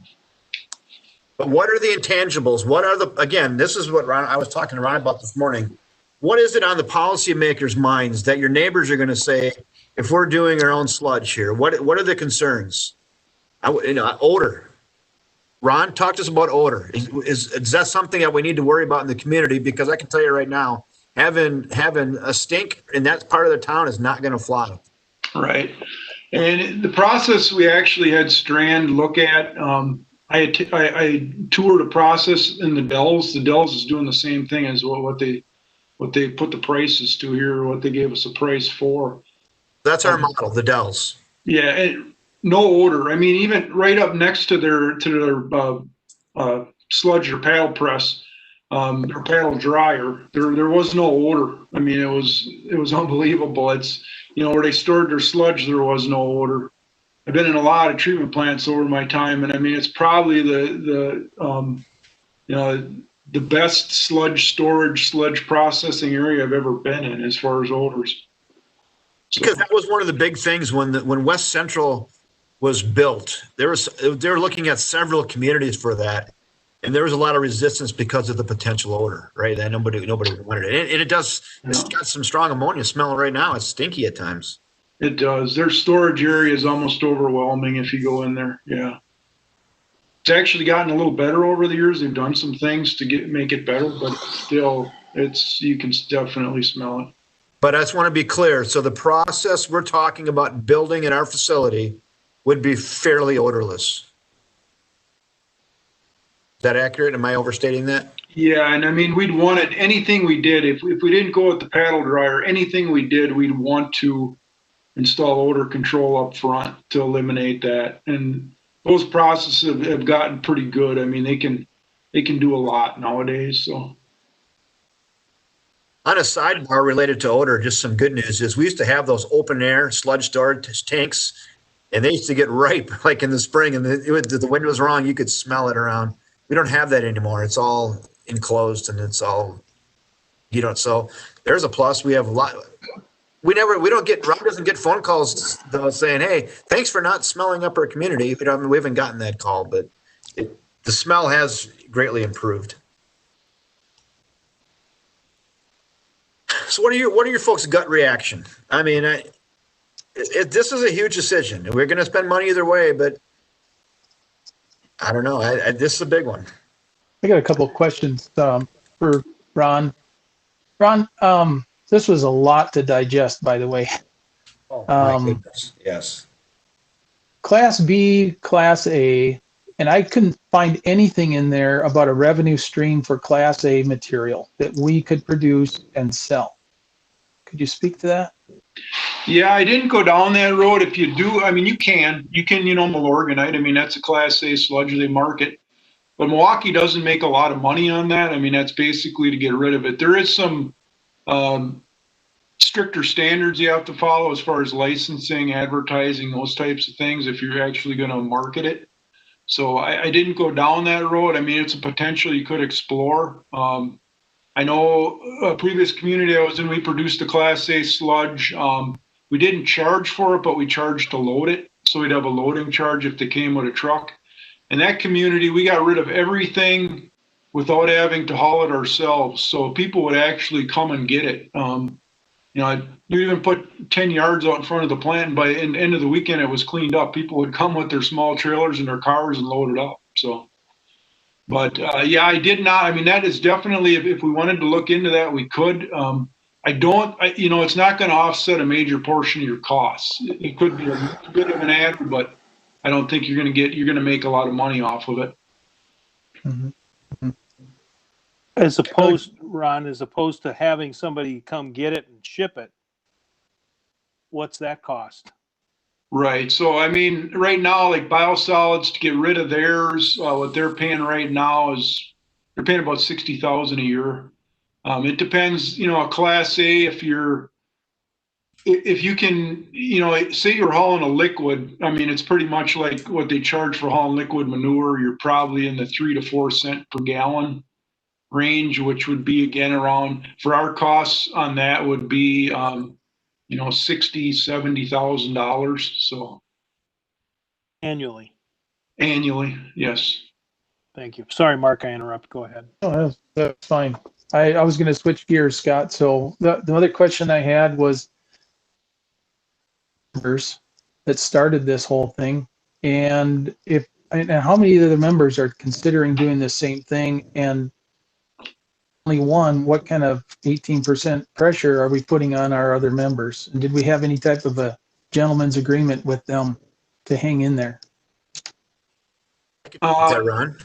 Yeah. So right now, all the other 10 communities have re-signed or extended their contracts till 2040. Everybody signed on the dotted line. We're the only ones who haven't.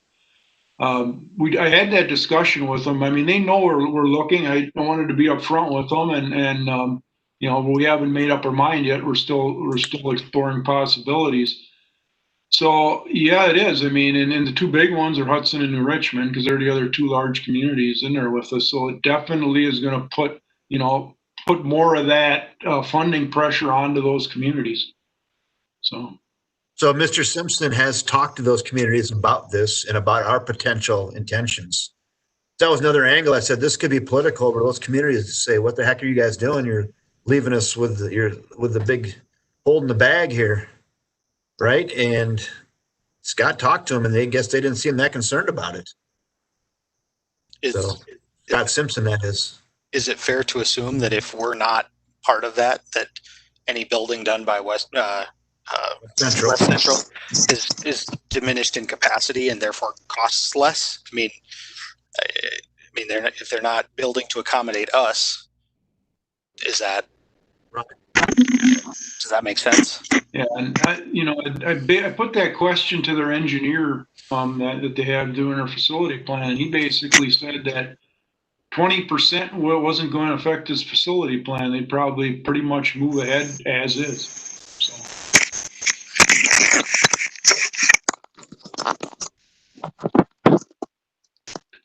So just a comment too. I know you said it was a lot to digest, and I think talking to Kevin too, that's why we didn't want to try to throw it all at you in one meeting. So hopefully you have some time over the next month here to, as you get a little bit of time to look into it or whatever. If you have questions, feel free to ask, email me, whatever.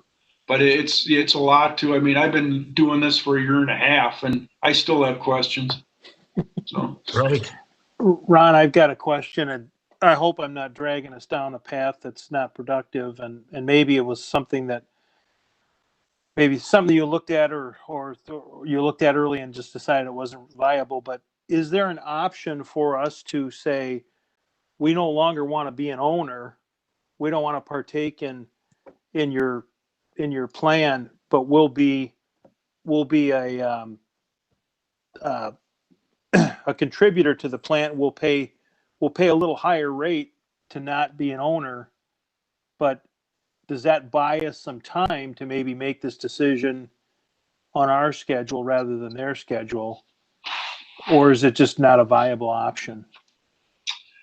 I've discussed that a little bit. I think what we're looking at is our contract, what we currently have, where we're signed in until 2025. So what we do is the whole thing started, we had the lawyer review this, and he said we should probably, the way the contract's written, give them a 5-year notice. So that's why we're talking about it in 2020. Could you at 2025 say we don't want to renew, or we don't want to, we want to be a non-member contributor? So we pay that extra 10%. I mean, it's certainly something you could look into. I don't know how receptive they'd be to that. I think there might be some hard feelings at that point, but without asking, it's hard to say how they'd react to it. And maybe that's not viable. Maybe they, in order to secure the bonding that they're going to need, you're probably going to have to sign out to a 2040 contract anyway. So we probably lose some leverage there. It may not be a viable. I would just, as I'm clicking through the options, I'm thinking, have we explored that one a little bit? It sounds like you kind of have. But one other question I had, Ron, was I noticed the projections that you were doing in assumptions 1, 2, and 3 took us through 2045, but we're being asked to sign a contract extension to 2040. What can I ask? Why the extra five years? At 2045, that would be assuming we went online with our own facility and had a 20-year bond to cover it. So that would be, so we'd start paying in 2025, finish paying in 2045. Okay, makes sense. Thank you. Also, I would say something else to think about related to Mr. Morissette is what happens if West Central wants to do something in 2023 and 2024, and we said we're not going to renew? There's going to be a little bit of a battle there too about what they'd want us to invest, early before we left situation. So that could be another sticky wicket. Yeah, I think we'd maybe have to give. So if I'm looking at this right, if I'm looking at the page 42 of the trilogy report, our capital costs to build this facility are going to be somewhere in the footnote it says install biosolids management facility based on estimate 5,814,000. But then I see in 2025 a total bill of $7.722 million. And that was Trilogy. So what they did, that 5.8 million was what Strand estimated in today's dollars. So then Trilogy threw basically inflation on there every year until it'd be constructed in 25. So Okay. that's where that cost increase came from. Okay. Today's dollars versus future dollars. Okay. It knocks you in the gut, doesn't it? Yeah. And then paying for dam removal on top of that. And a new water tower and a north looping water and sewer. Oh. Yeah. And a north interceptor. And That's a good segue to my question. And if we don't do this, Scott, we still got to foot the bill over there at West Central. Yeah. I have a question on attachment A,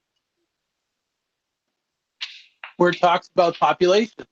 So the estimated population of River Falls in 2018, well, the population was 15,796, projected for 2040, 2 years is 18,105.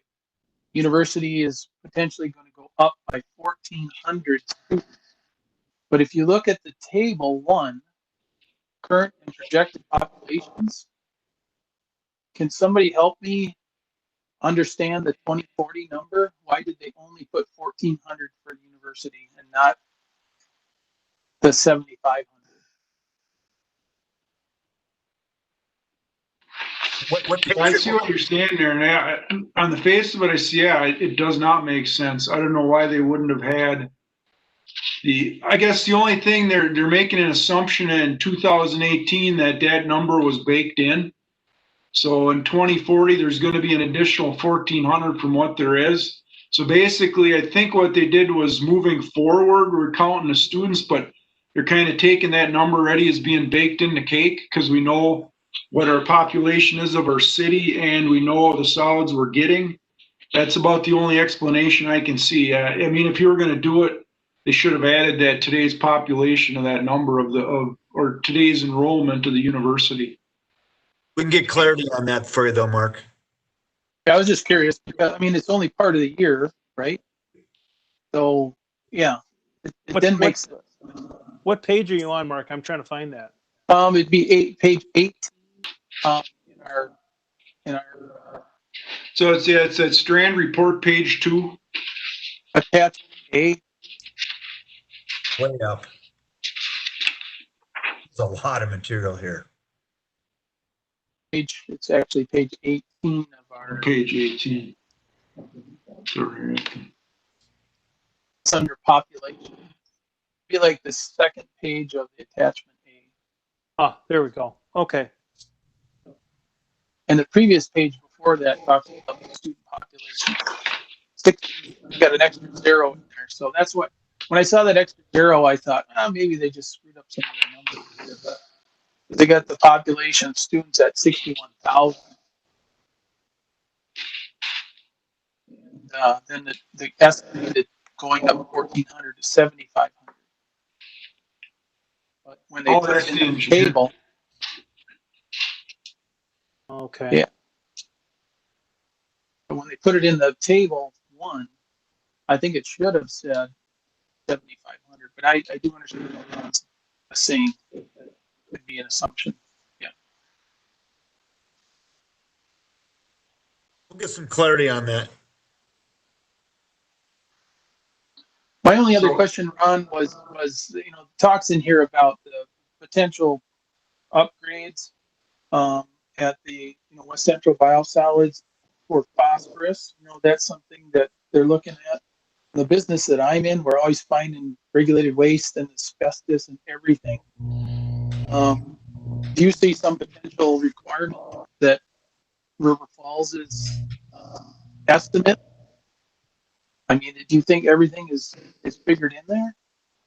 If there's something other than phosphorus, I mean, do we have that cushion in there? Do we? Yeah, I mean, yeah, it's a good question. What else is coming down the road? Is it PFAS? What is it? Right. I don't think you can ever put all those numbers in there. There is it's conservative. There's extra there.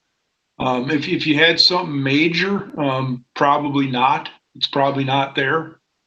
Because, what the DNR is going to regulate 10 years from now, it's pretty hard to know. I mean, nobody had PFAS on their radar 10 years ago. Nobody was talking about it. 2 years ago, it wasn't. So. Right.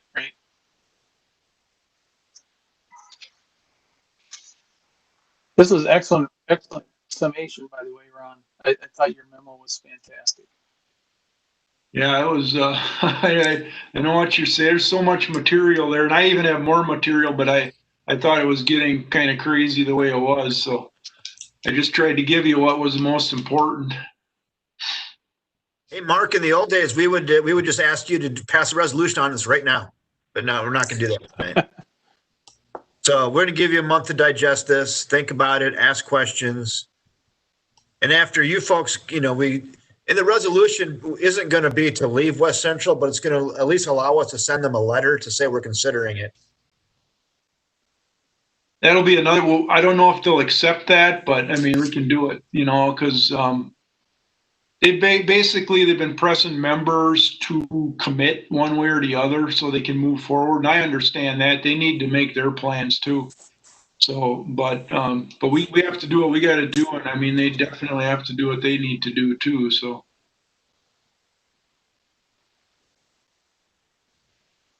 So again, I hope this is I want to get this out there this way tonight too. And I also sent this information to the city council and a link to this program tonight. So again, if they can start digesting some of this and start asking the questions, it'll help us craft our answer, I guess. I'm just wondering if there's things we aren't thinking about. Again, I feel like I'm always in the bubble, right? There's things that are obvious that I just can't think about. And odor is one of them, because I know that would be a big one. But it sounds like we have our hands around that. It's going to be less trucking, not more trucking, so that's a positive. So what would we do with it? Would we spread it somewhere? Well, first of all, I guess Ron indicated that farmers would maybe take it for corn fields if we could, but would we spread it? Where would we spread it? So like the Dells with their paddle dryer system, they bag it. So they had those big white totes. They put it in there and basically seal the bag up. That's what kind of minimizes the odors. But they get rid of theirs mostly by landscapers coming and taking it. So a landscaper will come, they'll give them a bag, 2 bags, whatever they want. And when I talked to them, I'm trying to remember, that was earlier would have been last fall already, I guess. I mean, they already had everything accounted for. They'd given everything away before they produced it. So they weren't having any trouble, just like I say, mostly landscapers, probably mixing it in lawns, using it with black dirt. It's good organic amendment. So. But once you unbag it, it has an odor. I have some here sitting on my desk in a little container here. If you open it up and smell it, it smells like coffee. I'm serious. It's just, it's different. It doesn't have that ammonia smell that most biosolids do. Just a different odor to it, and it isn't really offensive. I mean, and it's not strong. So. Smells like coffee, tastes like chicken. Didn't give it a taste test. So. Mental note: not to go to Ron's office. Ask him to meet in a conference room. We also talked about that. I mean, the city does have land. I mean, we have a university that has land. There might be a partnership there, but we haven't explored any of that. But just throwing out ideas of where we could spread it if we had to. There's options. And then one other scenario that we talked about is we're just talking about this Class A sludge versus Class B. Ron and I talked about this the other day too. Maybe we could reduce some of our costs by producing just a Class B sludge, which would also be land spreadable, which would save a little money for us if we were to do that and go into like a phased situation where we produced a Class B sludge and then move towards a Class A. That'd save us a little money, huh, Ron, up front? Yeah, actually quite a bit. And you have a little bit more challenge with odors and stuff on a B. You would. I mean, it's not insurmountable, but it is. And then that would be specifically non-food crops, field corn, that type of thing. You have to do. You can't use the landscaping, those types of things. There's more restrictions on it. I actually did some upfront testing here. We did some fecal coliforms on it, and it actually, our waste sludge, before it even goes through our aeration or treatment, would actually meet the limits for Class B sludge. So we're basically producing a Class B at the plant right now. So then it would just be getting into storing enough to get your 6-month sludge storage the DNR requires. So you'd be looking probably a 2.5 million gallon liquid storage tank that it costs somewhere probably around $1 a gallon, maybe a little bit better with pumping and all that. So, Ron, have you guys ever gone back to the DNR and what was that, 1995? I think the report said they don't allow spreading during the winter. Have you guys ever gone back to them and asked them to rethink that, or what was the? I don't think that was pretty much an EPA directive. So I don't think you'd ever get that rule. It was, I remember those days, it wasn't really good to land spread in the winter. There was a lot of spring runoff.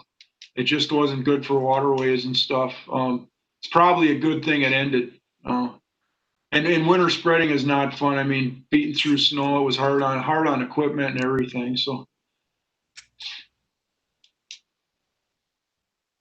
All right, does everybody have scared? I'm not too scared about. I'm not the odors, the operation, all that stuff. Pretty good handle on disposal. I've done that stuff before. I've been through it, but the finances. I mean, that's what's going to keep me up at night. That's what's going to keep me up. Is the money in either way. I mean, either way you look at it. And we went through this, many times. Are these costs? How good do we think these costs are? Do you think it's going to be more? I guess I'm more. I feel better about Strand's number than I do the other way about Biosolids number. Just when you look at, and I put that in the report, when you look at cost to produce a dry ton, how much it is. We're a lot higher on a system we're designing than what Biosolids is, and that kind of gives you. I mean, they got economy of scale, so it should be a little bit cheaper, but not half as much. So. And to others, maybe just draw this point home too, that the numbers that you saw in this trilogy report, very conservative. We used interest rates that are probably going to be different, a little bit better or a little bit worse than we probably could get. Our costs, all of our assumptions are it's to make this look as bad as possible, and it still looks pretty good. So we erred on the side of making, everything. If everything went more expensive, worse interest rates, take longer, we baked all that into our assumptions. So you folks should know that we went conservative on our numbers. So just a process question. When we come together next month, we're looking at having a vote that would communicate to the city council how we would like to proceed in talking to West Central. Yes.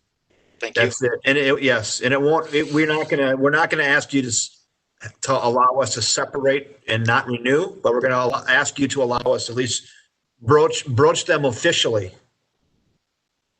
to say, you know what, we're heavily considering not renewing and we're giving you notice of that.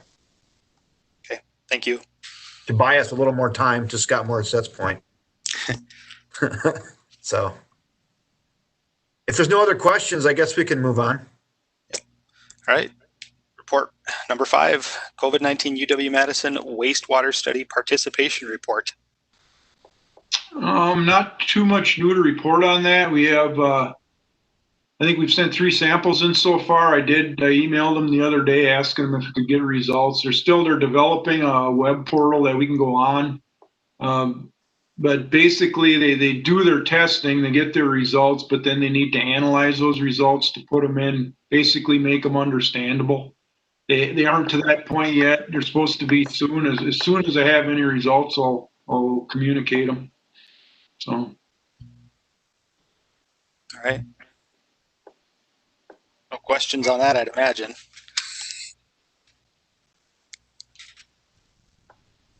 All right. The WWTP construction update report.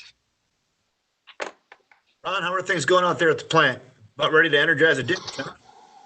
Yeah, it's tentatively scheduled for a week from Wednesday. We're supposed to get the first ditch operational. So yeah, our screen is in and functioning. That's the first thing we wanted to do, so we get much of the debris out of the system as we could. So yeah, hopefully next Wednesday, a week from Wednesday, we're starting a first ditch up. Then it should go fairly quick on the other one. So yeah, it's moving along. There's gonna be a lot happening here in the next month. How long will it take you to transfer the sludge from the existing ditch into the new ditch, Ron? A couple days? Well, yeah, we opened the bottom valves. It transfers half in about 15 minutes. So I'll pump the rest across. We'll have that new ditch operational in probably 10 hours after we start the process. And then it's just a matter of getting the residual out of the old one and pumping it back into the system. So. And when do they plan on having all the bubble aeration in the second ditch then, by the end of the year?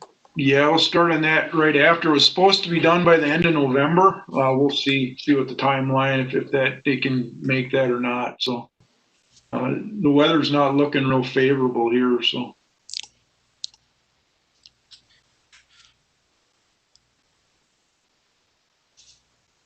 I was gonna ask that question. Is the weather having an impact at this point, knowing that things aren't quite done?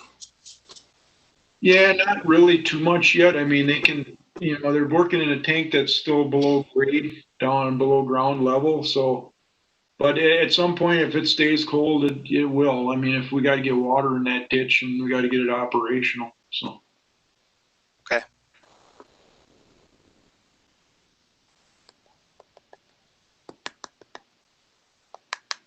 Any further questions on that topic? All right, Ron, thank you. Appreciate your input on all those things. So let's move on to the finance report. I have it here in front of me. It was interesting. It was sent out Friday, and then I read it over the weekend, and I was like, boy, the water fund looks funny. So I hit a broach chat this morning with the finance department, and they caught their error. So that's good. So I feel good about the sewer and the water funds, but we'll start at electric. So year to date, our revenues are 10.1 million and the expenditures are 10.4 million. You can see that we spent $325,000 on relicensing this year. That's a lot of that $300,000 differential. We're also due a payment from the university for about $150,000 for work we did on their substation. So that'll close that gap quite a bit. We also got a payment from the new the depot project here for $125,000, I think, just today or Friday on that project there through the TID district for improvements we did there. So that $300,000 gap you see in revenues versus expenses, Tracy ensures me that we'll close that gap by the end of the year. So I'm hoping that's going to be the case. Our rate increase just went into effect, so we're all living under the new rate today. People will see that on their bill that comes in October. So we'll get there with electric. One other thing with electric, we're about a little over 100,000, 125,000 in unpaid residential payments on utility bills. So that's also playing into this. And as well as I think I mentioned it last time, and I feel like I'm complaining and whining, but the rate increase, was scheduled to go in effect in May or June. Because of the COVID, we didn't feel it was appropriate to put that on folks in the hot months in a stressful time with a pandemic. So we did delay it until September, end of September. And that was conscientiously done, even though we knew we should have done that for financial reasons earlier in the year. We delayed that, so for the community. So that it kind of explains the $300,000 differential there, but I'm understanding that we're going to get caught up. So that's good news. At least get real close. Water fund's doing great. People are home. They're taking showers. They're flushing their toilets. Revenues 1.8 million. Expenses 1.3 million. That's outstanding. So we're plus 500,000 in the water fund, sewer fund. Revenues 2.7 million. Expenses 2.2. It's good to see there as well. So. Doing well in the sewer, but that relates to the water fund. Stormwater revenues 438, expenses 408. So everything else is looking good. So that's your finance report there. Following that, there's a bunch of charts and graphs to back all that up. So we're happy with it. Electric was giving me a little bit of heartburn, but I think we're gonna get there. We have really done a lot on all departments this year, cutting out expenditures where we can. There's been basically no training, no travel, no meals, anything that's fluff at all. We've really tried to cut back. Mike Noreen's department and energy services, we've cut a lot of budget out of there too, about 50,000 that we've cut that we're not doing. So we have cut wherever we can and saved wherever we can. And so, but the as you see, the hydro expenses are killing us, but they're going to be there. So that's what I have for the finance report. I think it's looking decent. I've got a question for you, Kevin. Yes, please. You brought up Mike Noreen's name. Yeah. Just our relief programs, and you mentioned people being behind in electric. Do we have a sense of this? It's a community question. Yes, I have an answer. Do we have a lot of people who are hurting and struggling and trying to pay their bills, or how are we doing there? So we do. We keep track of that actually, and so just one side note on that. So the Public Service Commission did not allow us to shut off customers since the pandemic. So we were unable to do that. There was one point in time where they said they were going to allow it. So we sent letters out that said, we're going to disconnect unless you get caught up. That actually helped.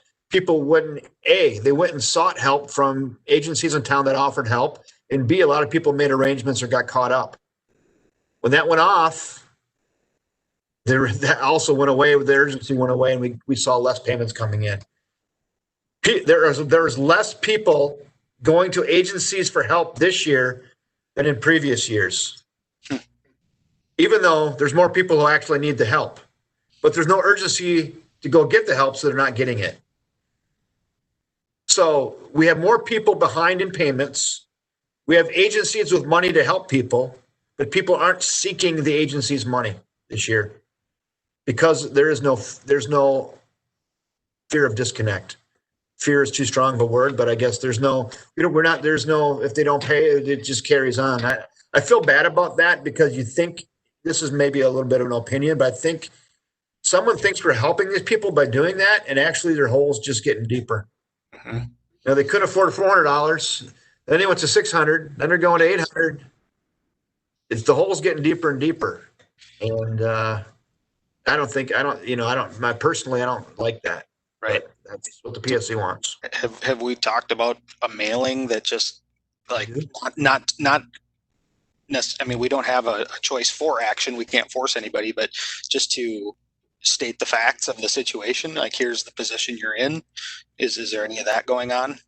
We did send that letter out. You know what? I like that idea. I think we should brush that letter off and send it out again. And we don't have to talk about the disconnect, but what we're really trying to do is we're trying to connect people with agencies and say, we know you're behind. Here's 10 places you can call and get help. And we have the numbers on there. We've got email addresses and have people reach out and stop digging the hole. So sure. I like that, Patrick. Lene, would you make a note of that, please, to remind me to talk to Amy White again and see if we can just send that out one more time. It does help, though. And just a comment, the city council had some pretty good discussion about this. Actually, it was when Kevin alluded to the fact that for a short period of time, this moratorium came off. I believe it was the end of July or July 15th or something. So we had to pass a city ordinance or resolution, I can't remember which, saying that we would also remove that stipulation that we would not shut off anymore. And at the end of the conversation, there was a lot of comments, and I was one of them, I think, that said more or less, we are not interested in shutting people off who are having a hard time. That is not our goal. We are very interested in having conversations with them and setting up plans that they can fulfill or live by. But what I would call the ostrich plan of sticking your head in the sand, it isn't anything that interests the city. And so that was essentially what Kevin was alluding to was, hey, we can understand if we got to help you through a hard time, we'll figure that out. I can think of the people at the front desk who handle those types of things. They're very, they're very compassionate people and willing to, within reason, make payment plans and come up with things that are reasonable for them and reasonable for the city. But when you stick your head in the sand and do absolutely nothing, that's not a good plan. Correct. Agreed. So, okay. So that's a good question. That's a really good discussion, and we're about trying to help people. And then also I should mention too, I know tax roll information went out, so that's another tool that the state has allowed us through state statute. If there's unpaid utility bills, it can go on the tax roll. So there's some of those did go out. So. And then people don't like that either. That's why I've really stressed this year, especially, that when we send the late notice out to people, if it's a landlord-tenant situation, the landlord always gets the letter that the tenant gets. So we don't want any surprises for landlords that didn't know their tenants weren't paying bills, but we always send the letter to the landlord as well as the tenant. So they don't come to us this time of the year and go, we never knew, you should have told us. And I really would emphasize that every month, is make sure that the landlords get the bill letter too. And they have been. All right. I'm off my soapbox there. Is there any discussion on the dashboards? I think they're pretty self-explanatory. I mean, just help you understand the finance report. So, I'll just summarize by saying on the dashboards, water is doing great, which sewer is doing great. Electric has been doing good overall, but the closing of the university and minimalistic use of the university, and then when the school district closed, that affected us with the electric load too. That was a hit. And I think the university is still in more of a limited mode. That is a bit of a hit for us. But so electric was dinged up because of the university and the school district. The water sewer has been just fine. Neither of those two are that big of water sewer users. All right. All right, Kevin. That's it. Anything else?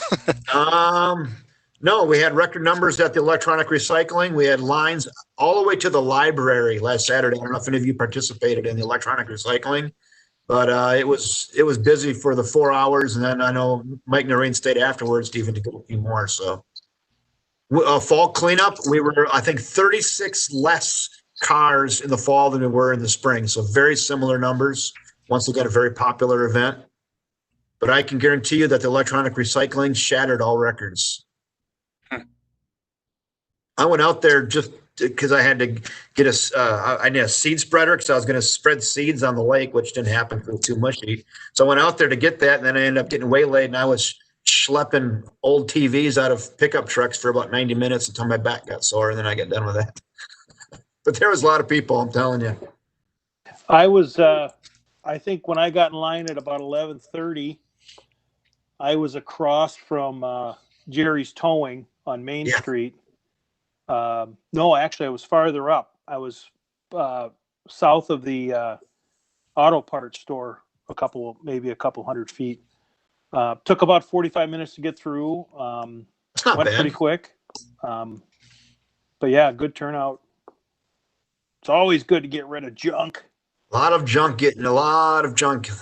Boy, if you need an old TV, my goodness gracious. The wait was 45-minute wait. I was probably just in front of Scott. It was all worth it when I came up. Well, if I'd have known that, I'd have pulled up in front of you. So when I got there, Jeff Sather. So when I got there, I don't know, must have been like 10 o'clock. Jeff Sather, he was monitoring the drug drop-off, the pills and drugs. but he was concerned about the line that was on Main Street. And so we have to get those people off of Main Street. So he was encouraging me to start 2 lines instead of 1 line, which I did. And then we were unloading more stuff more quickly. And then the workers were yelling at me saying, we can't handle it all, slow down. So utility director was trying to make things better. I think I made things worse. So then I packed up my stuff and I'm like, I think I need to leave these people alone. They can manage it. Well, I also dropped off drugs, and Reserve Officer Rasmussen was there at the time. Uh-huh. And so I had a double drop off. It was a good clearing out day, good Saturday to clear out stuff. Good. Well, I'm glad it's supposed to be for that reason. And I guess it's the community take advantage of it. So that's a positive. That's all I have. All right, everybody, brace for the 5 to 8 inches of snow we're supposed to get tomorrow. Oh, Christ. Hey, Kevin, would you be okay with once John shuts us down that we could stay on for just all of us, maybe just for a couple minutes? Sure. I don't mind. Just sure. Is that a problem with the quorum thing, Scott? Well, we don't have a quorum anymore because Kellen dropped off. Yep. Okay. He could stop recording. We could have all the conversation I guess we want. We can't take any action. Yeah, Right. we have to vote to dismiss those still. Well, Right. Patrick actually, as chairperson, has the right to dismiss a meeting at any time he wants. So let's do this then. You can close the meeting and adjourn, and then I'll hang around for a minute here, Mark, if you want. We should probably stop recording though. Yes. Let's make this official. Mark, you want to give me a motion to adjourn? I'll make a motion to adjourn. Very good. Second, anybody? Scott? I can second, but yeah. Very good. Yeah, we're good. We're good. So I officially adjourn our meeting. So let's make sure John gives us the high sign that we're good. Okay. I'm just recording stuff. I got to take a little pit stop here. I'll be right back. All right. Okay, you said